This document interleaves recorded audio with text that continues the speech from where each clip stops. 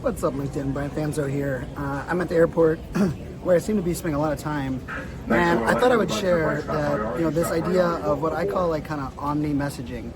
Interestingly enough, this week I'm giving the same talk, Press the Damn Button, but not really the same talk because I'm giving it on Wednesday. I gave it to a tourism summit in San Francisco. Today I gave it to a nonprofit.org organization here in Washington, D.C., and I'm flying to Orlando tomorrow to give it to an association. And what I wanted to share was kind of when you're thinking about messaging and how you're conveying messaging, I think the underlying principle of what we're trying to get people to accomplish is extremely important to have that tight and have that really well defined.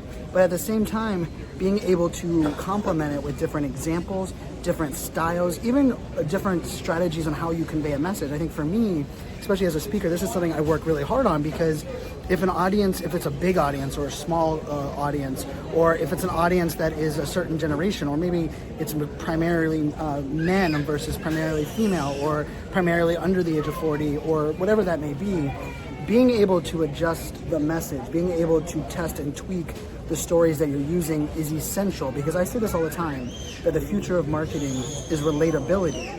But what does relatability mean? Relatability means, it doesn't just mean that you're authentic, it doesn't just mean that you're doing videos with crying kids in the background like I'm doing right now.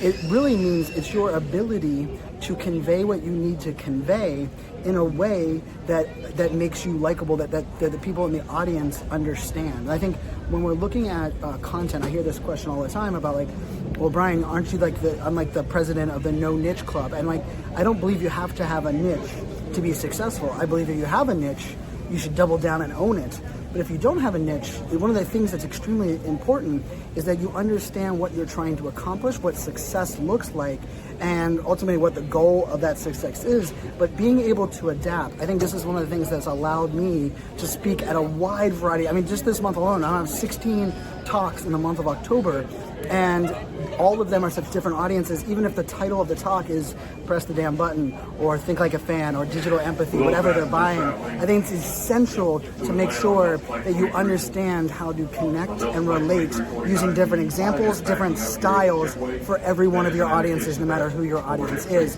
And that doesn't mean even if you're not a speaker, you can use this, because it's when you're blogging or creating a video on LinkedIn, or you're even just sharing your story amongst people at a networking event.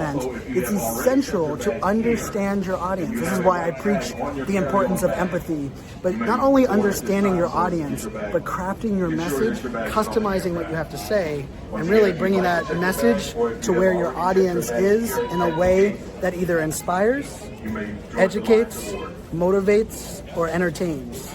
I do my best to try to do all four, but sometimes it just depends on the topic. But that's what I got for you guys. Hopefully you guys found some value in this. Excited.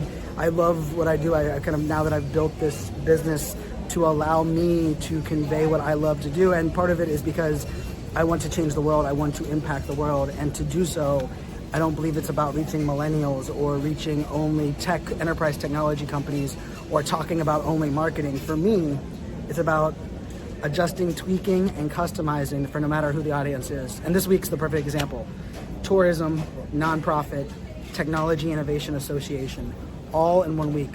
So that's all about. Cheers, my friends.